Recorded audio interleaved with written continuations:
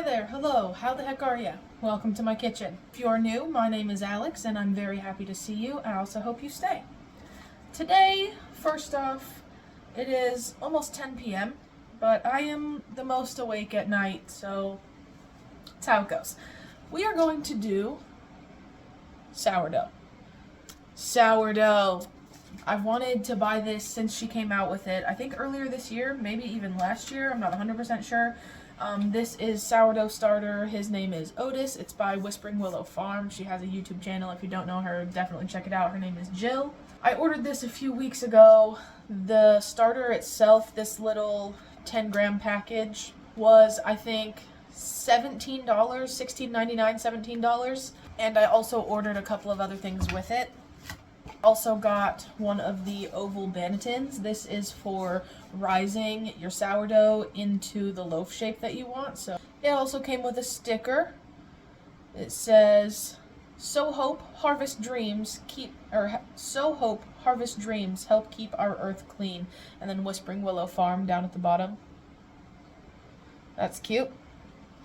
And then there was a bundle sale going on where this bench scraper, this is for like, you use it like this and use it against your counter to help like scrape your dough off the counter and make sure it's not ripping apart and that you're cleaning your counter properly. So these were together, I think, $40. I believe this is made out of bamboo and you can take out the lining like that so that you can wash it. No, I think these together were $30 actually, because my total overall order was $45-ish for all three of these. So $45 for the banneton, the starter itself, and the bench scraper. So what I'm doing right now, I also went to a local Dollar General. Oh, you can see me seeing you. That's funny. I just bought this from Dollar General. It was like $12 and it's actually pretty sensitive and works fairly well. I've only tested it once so far, but I got this so that I could weigh out my sourdough in grams because, one, that's how you're supposed to do it, and two, it's always more accurate to do it in grams because then you don't have to worry about your flour being compacted and using too much or too little. So I went ahead and bought that, and I am right now about to feed my starter for the first time. I actually have my laptop right here with the Daily Loaf open, and the Daily Loaf is a sourdough ebook that the person that created this, the curator of this, is also the curator of the Daily Loaf. It's basically a guide to starting, keeping healthy, feeding, and then making your own sourdough. It has multiple recipes in it.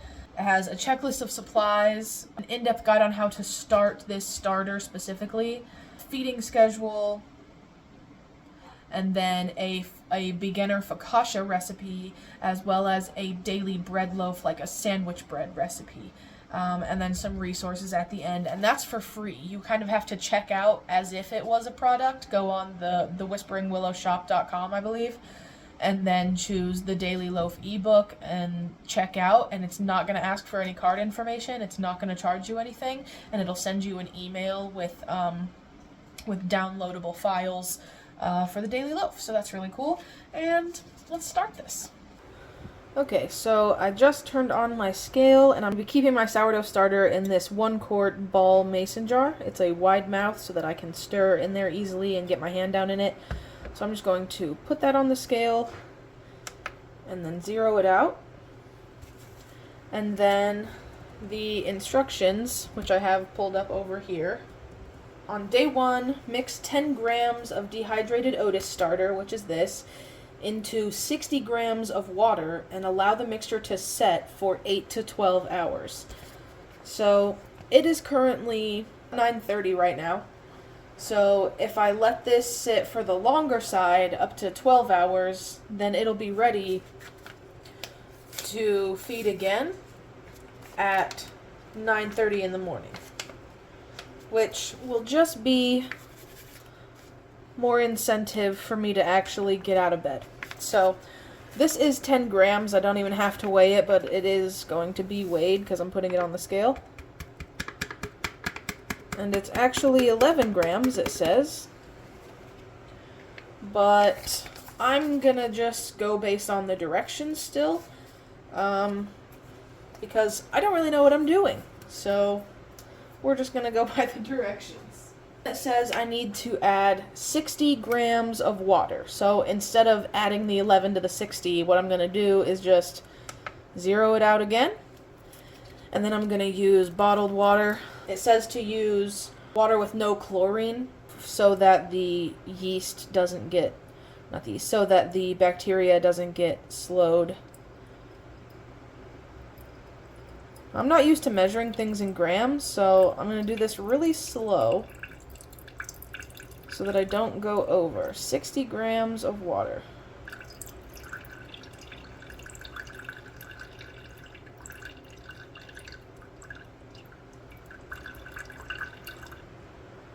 $54,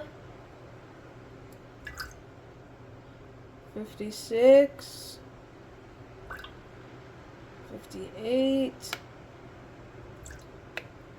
$59. Ah! 60 on the dot. Later I'm going to be using wooden tools, but for now I can turn this off. And then I will just mix this together a little bit. The Daily Loaf, this ebook, says to let this sit in a kitchen that is around 70 degrees, and that if it runs colder in your kitchen, to put it on top of your fridge or in your oven with the oven light on. My kitchen does have a little bit of an air leak through the window, but it does still stay a decent temperature, but I am going to put it on top of my fridge, just in case it does get a little cold, and because I don't have a lot of counter space, so on top of my fridge is just a good place for me to keep it. Okay, I'd say that is probably nice and mixed together. I'm assuming there's still supposed to be some of those crumbs or whatever in there, because there's a lot of them. That's what the bottom of the jar looks like. You can see all that sediment, obviously. But there's so much of it in there, I don't think it will dissolve. I think you're supposed to leave it like that. It also doesn't say to cover the jar, as far as I can see. But I'm going to, because I don't want like flies or something to get in there. And this is called the wet feed, by the way. The way that this specific thing says to start is by a dry feed, or a wet feed, and then a dry feed. So I'm supposed to do the 60 grams of water, and then in 8 to 12 hours, I'm going to mix 40 grams of flour and let it sit for another 8 to 12 hours. And then that's when bubbles should form and it should start to rise. And then day 2, technically, I'm starting it at night, so it's a little bit off. But then the second 8 to 12 hours later, I add more water and more flour and let it sit for another 8 to 12 hours, and that's the fermentation. And at that point, it should be doubling in size. And I know that this is a lot of information to take in all at once, so I will be continuing to show you guys what I'm doing. But water and a powder is all it takes to start. I've found that when I want to start something, I tend to overanalyze it, like really heavily at the beginning. I have at least one full notebook filled with just notes on gardening that I took before I was willing to actually try and garden. I just know for a fact that failure really affects my mind and discourages me rather than pushes me forward. So I do my best to find all of the information that I possibly can before I actually start something. But then I get overwhelmed with how much knowledge I actually have, and I make myself think it's going to be a lot harder than it actually is. So that's why I've had this sourdough stuff for over 2 weeks. And and haven't started it. And today my sister messaged me and asked me if I had made any bread, and I said, nope, I haven't even bought the starter, but I bought a scale. And in my head, I'm like, man, I have all of the things. I bought the special Banneton, I bought the starter, I bought a scale, I bought bread flour that was $7 for like this big of a container of a bag of flour. And the stuff's just been sitting in my house and I haven't used it. And why? For what? Because I'm scared to ruin something that was only $16. Like, if it dies, I can buy more starter, or I could probably use online resources to find someone else who bakes sourdough and ask them to give me some of their discard starter. I definitely overthink and overanalyze things, so when she messaged me today, that was it. I was like, all right, I'm gonna start it. Even if it dies, at least I'm trying. I'll learn something, even if it doesn't go right. So, yeah, started my sourdough. And it is going to go over here on top of the fridge. Like I said, it is currently 9:31 on the dot, so we'll go 9:30. So I have to add bread flour to that sometime between 5:30 and 9:30 a.m. tomorrow morning. As of now, I am done with the sourdough starter, or the first step of it at least. Now I have a few dishes to do, and I also have a few things that I might want to plant seed-wise. I'm really trying hard to not get ahead of myself. Last year I planted tomatoes, I think the first week of February, maybe even the last week of January, and one of the first videos that I have on this YouTube channel is called like Uppotting Tomato Seedlings in March. And while that's nice, you know for a fact you have tomatoes, they're definitely growing if they're growing in March. But I ran out of space. I don't obviously when you start a bunch of seedlings, they all need light. So you make sure that you only have enough seedlings that works for the amount of light you have. But then if you start those seedlings early and they get bigger, then you have to put them in bigger pots, and then the bigger pots take up more space, and then the more space per pot, the less plants will fit underneath the individual lights I had. So I was terribly running out of space so quickly, and the tomatoes got way too big before it was time for me to put them outside. This year my timing is off a little bit because my average last frost isn't until around April 20th, 19th, 20, up to the 25th maybe, but that week, the week of April 20th is usually my estimated last frost. But there is a festival, the Baker Creek Tulip Festival, in April that I am very close to having a booth at. Very close to, meaning I plan to do it.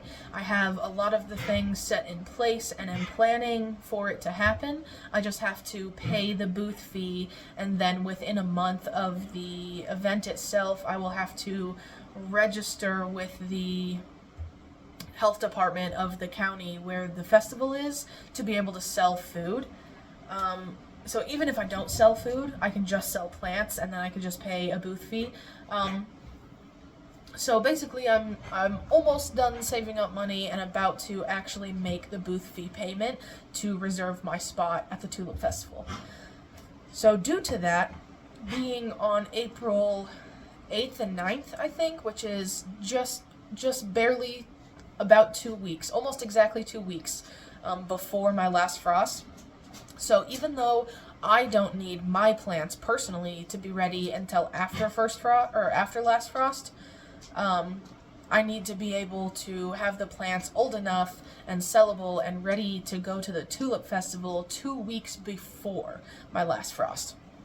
So then, by that time, my whole garden room will be full, but then hopefully I'll sell a lot of plants at the festival, and when I come back, I'll only have enough that they can all still be in the light for a few more weeks, probably up to another month after the festival, because things like tomatoes and peppers, even though it's not going to be freezing necessarily after the week of April 20th, it could still be temperatures in the 40s, high 30s, low 50s, and tomatoes and peppers really don't prefer temperatures down into the 40s at all. So I'm going to wait until probably the first week of May to put out anything like peppers or tomatoes.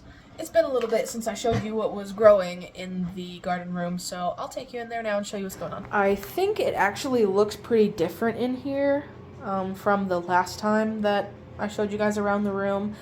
I had to move some things around in order to prepare for how many seedlings I'm going to have to start this year, because it's more than just for me if I want to sell them.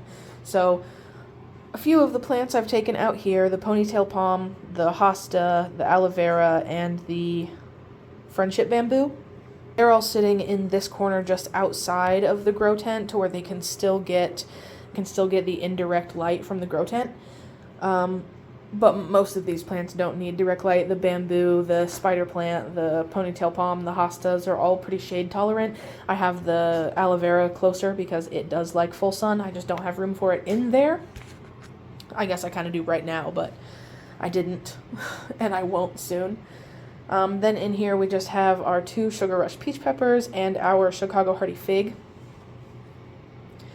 And then down here we have, this whole tray is spinach and herbs. Hi, Taka. What's on your face? You got a blueberry leaf on your face, bro. Stay out of my berries. Back to what I was saying. This first tray is all spinach and herbs. I've had really bad luck with germinating spinach recently. These ones germinated fine. These ones that are obviously up. And they germinated really quickly. Spinach can take like 2 weeks to germinate depending on your conditions. These ones popped up in about a week, maybe a little less than a week, and then I haven't had any germination since then. And then this row right here is Italian oregano, of which they have seedlings, but they are so small that it is difficult to make my camera even focus on them.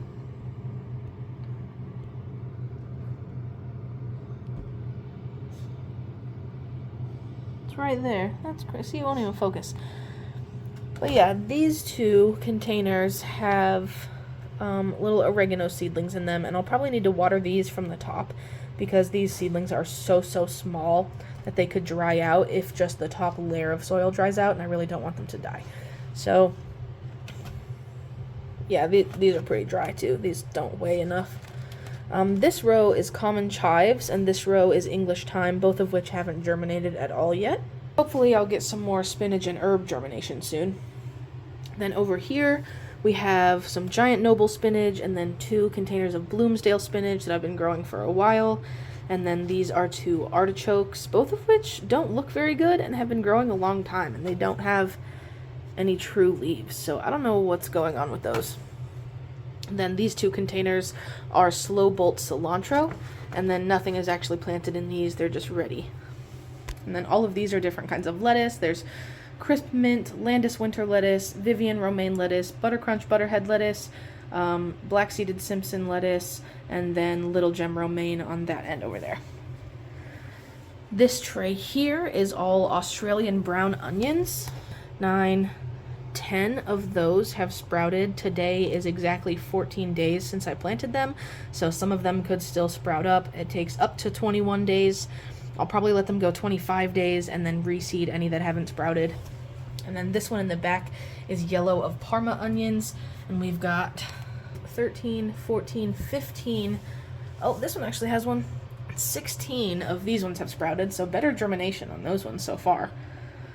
And same with those. I'll let them go probably 25 days, and then whichever ones haven't sprouted, I'll seed again. Then over here, we've got 2 blueberries that were in the grow tent, and for some reason, they're doing better outside of the grow tent. This one has like a lot of really nice new leaf growth for some reason. And I actually watched a few videos on blueberries recently, and I have not been taking care of these. I've been doing terrible with these, so no wonder they look bad. I'm going to hopefully be rehabbing these and making them actually do well. Over here, we've got this container of buttercrunch butterhead lettuce. I can tell that is way too dry. I need to water that. this seedling is unhappy and there's more sprouting next to it, so I'm going to go ahead and get rid of it rather than try and make it rehab itself. Lettuce doesn't like to be that close together anyway. I want full heads, not little babies. There's nothing planted in this. I just have it ready for when I want to plant. We've got Propagation coleus, and then this was Propagation coleus and is now just coleus, and it has really big leaves. And then another coleus, the original one, that all of those propagations came off of that plant over there. Here in the propagation station, we have the pothos on the bottom, which I've moved around a little bit to have certain ones together. And I have chopped some pieces off of some because I started rotting like this when they turn brown and mushy. It's obviously not going to root from that, but it may still root from up here on this node. So I need to remove this leaf and then chop that, probably. But some of them, like, if I can get it, this one not only has a little new leaf coming out there, but has a pretty decent root on it. And you guys see how that root just came directly out of that node right underneath it. And then try not to break that root off. This one is obviously brown and mushy and gross, probably not gonna do anything. And then this one here doesn't seem to have a root on it anywhere, but is still promising because there's a new leaf growing on it up here. So that means it is from somewhere absorbing enough water to stay firm and create a new leaf. So maybe that node is taking in water and it's just not pushed out a root yet, or I'm not sure, but this one is obviously doing well since there's a new leaf. So I'll put these two back together, the one with the root and one that has a new leaf even though it doesn't have a root. And that's what it looks like in the water, little root sticking out. And then you can see this one has a little root in it.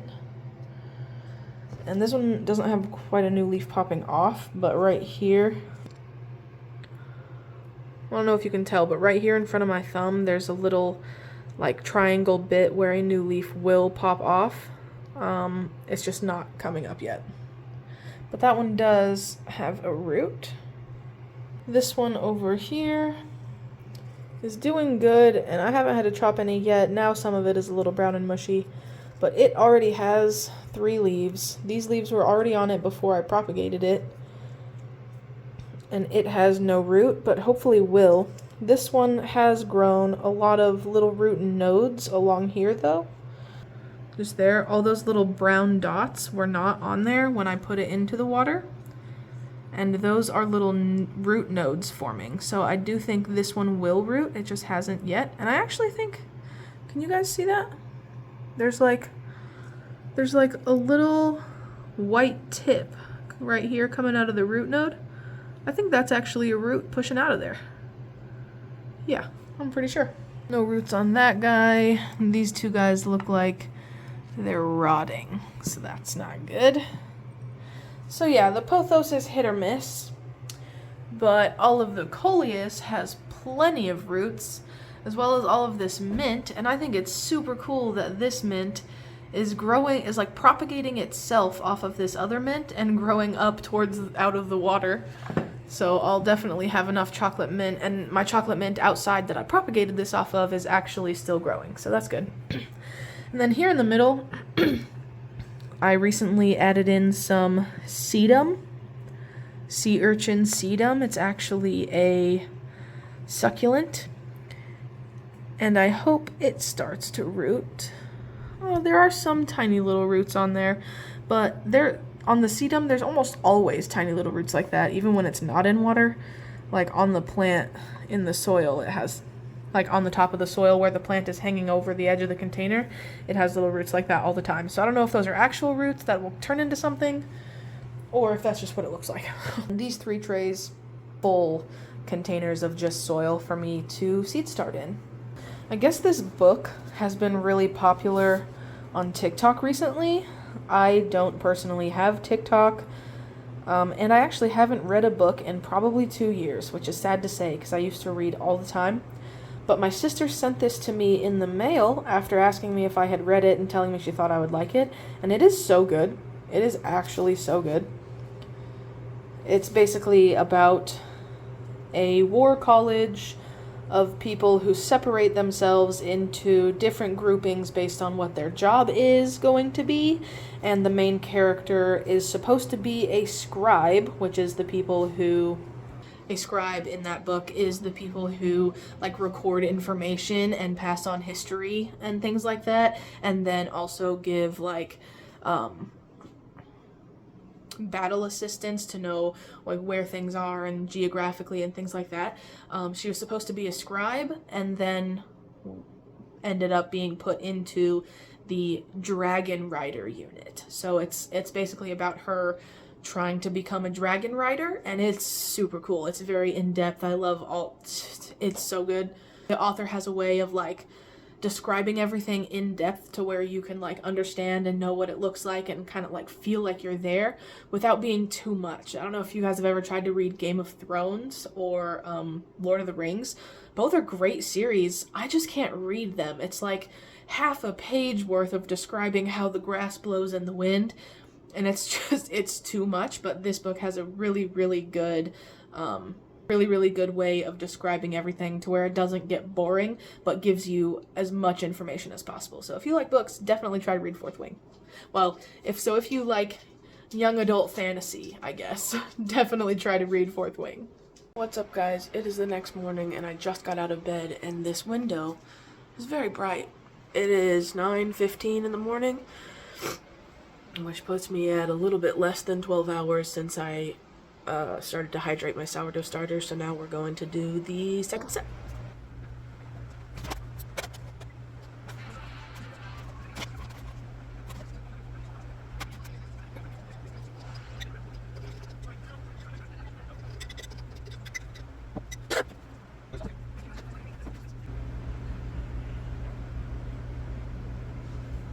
Hello, what's up? I'm outside in the garden. I'm not going to film for very long at a time because I have to take my glove off to do that, and it's close to 10 degrees out here. It's freaking cold. It is offensively cold.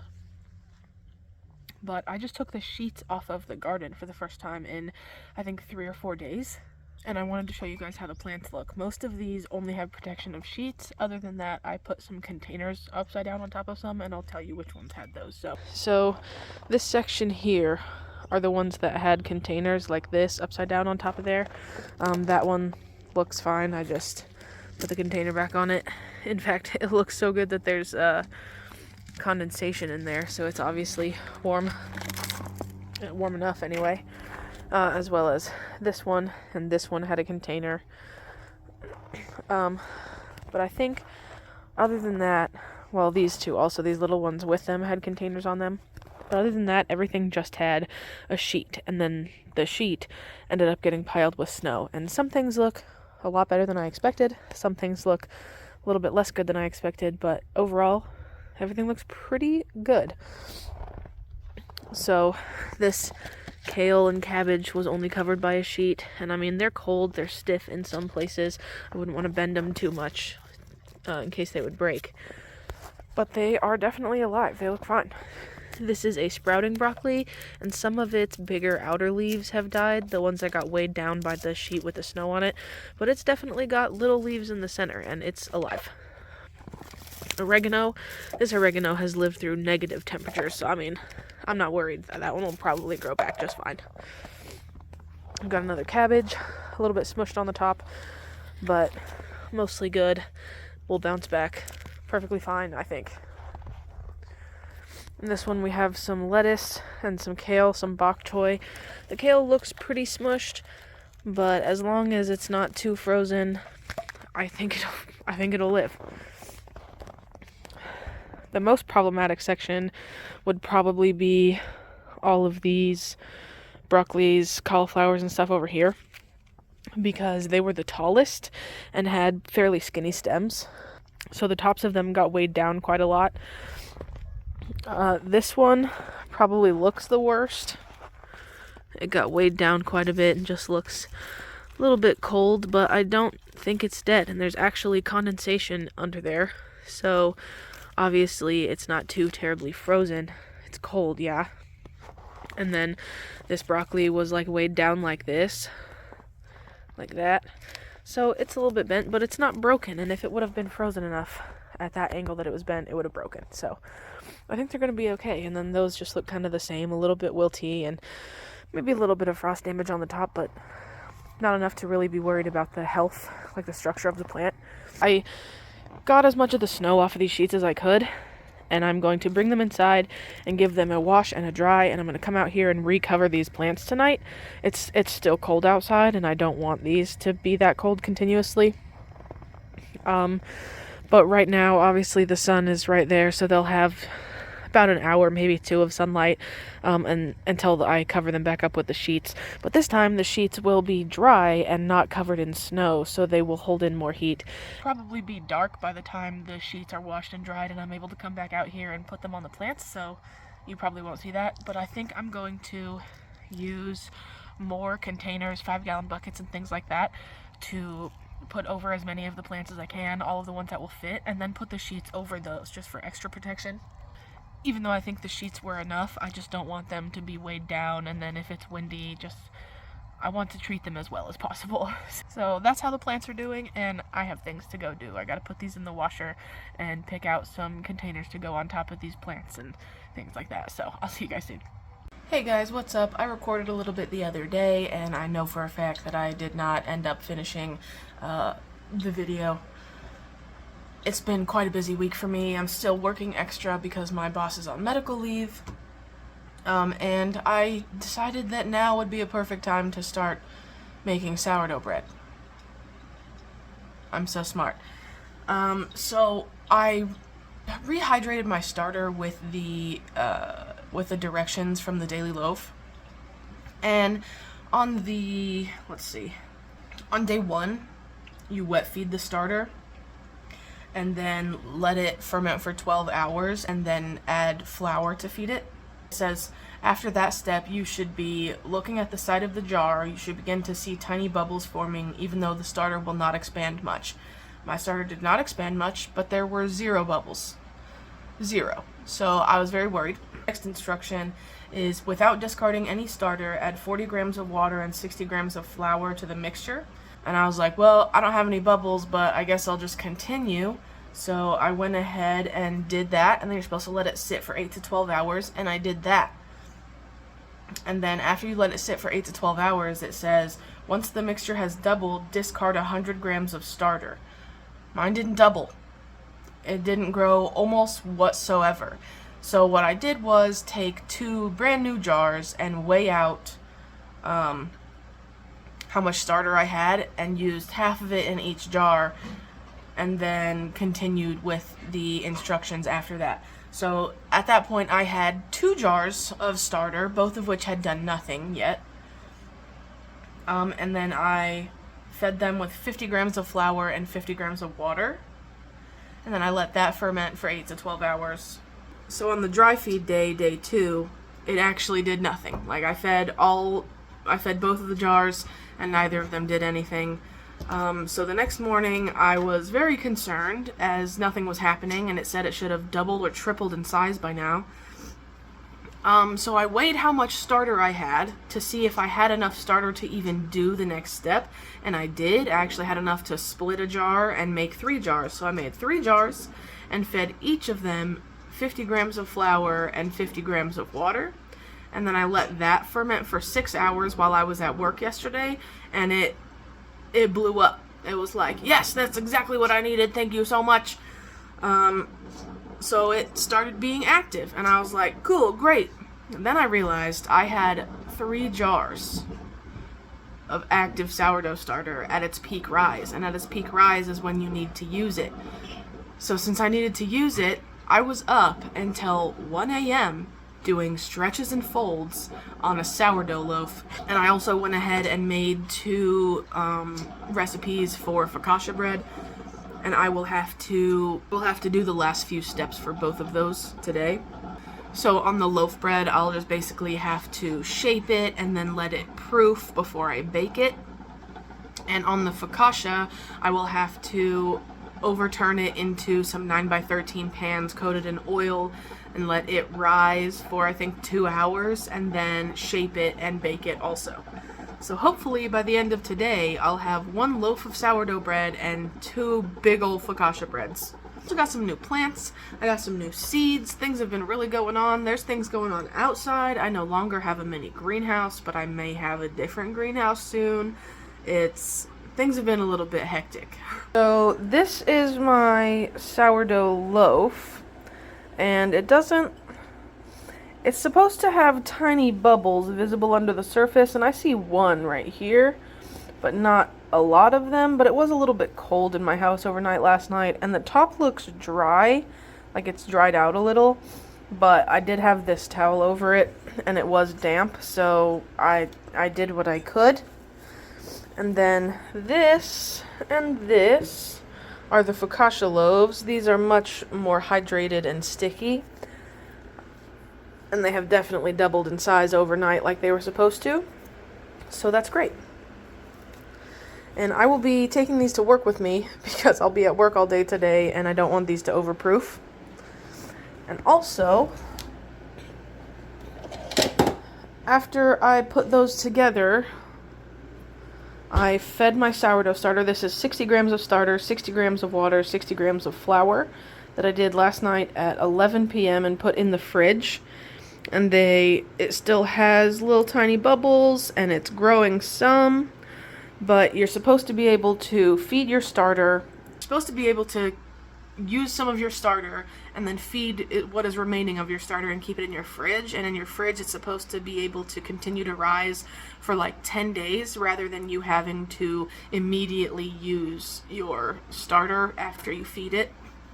The bacteria in the starter moves slower in the fridge because it's colder, so it takes longer to rise. And then when I do want to use it, I can just take it out of the fridge, let it sit at room temperature for probably 6 hours, and it'll rise just like a normal starter would.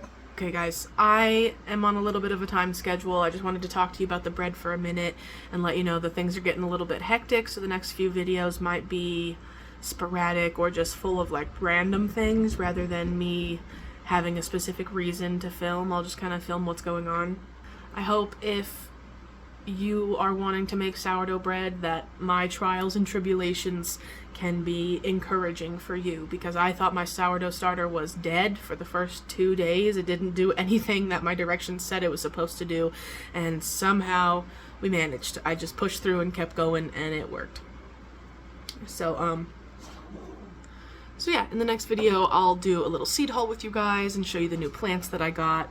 And I'm really excited for that. Until then, thank you guys so much for watching, and I appreciate you being here. If you're new around here, I hope you stick around, and I will see you guys on the next one.